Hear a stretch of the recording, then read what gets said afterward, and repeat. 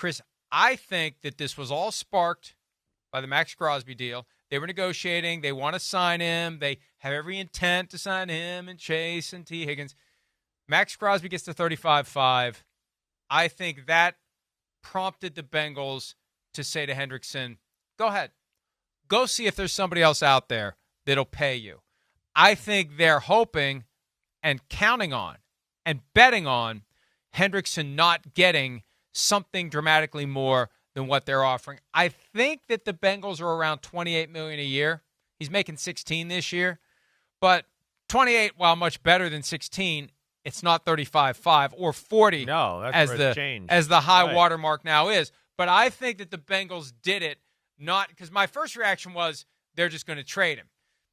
I talked to somebody on Friday or Saturday, and it's like, this is an effort by them to let Hendrickson see what's out there so he recognizes if he truly does want to stay in Cincinnati, the 28, if that's the number, isn't all that much worse than what somebody else will pay him. He's 30 years old. I mean, that's the big difference between him and Max Crosby. He's got more sacks, Hendrickson does, the last 2 years than Crosby has the last 3 years. Yes. But Crosby's 27. He's better against the run. Hendrickson's 30. How much longer is this going to last? And at what point are you paying him for past performance, not future achievement? Yeah, exactly. Again, them delaying things and all that is confused things and made the price tag go up. Hopefully, for the Bengals' sake, they can get good news in the fact that Trey Hendrickson, going out there, I mean, of course, I think he can get the type of money they're offering, 28, 30, right? But is he going to find out that somebody would offer him something close to $35 million a year? I don't know. If he does, that's going to change things for the Cincinnati Bengals, who were let's not forget, are really desperate here. I mean, desperate.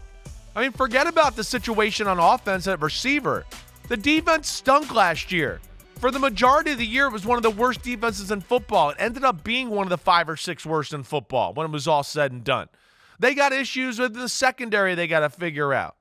They got a defensive end in Sam Hubbard that just said, see you later. They couldn't stop the run altogether. They got other free agents on their D-line. He's like the only marquee name in their front seven right now. So I don't know where this goes, but hopefully for their sake, Joe Burrow's sake, who I root for, they can get this done.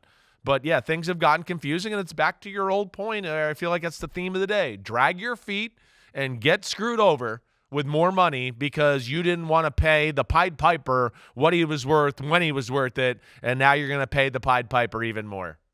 Now the Pied Pipers lured all the kids into a cave, never to be seen again. What a dark fable that is. There's got to be a Johnny Cochran-style rhyme that you can come up with.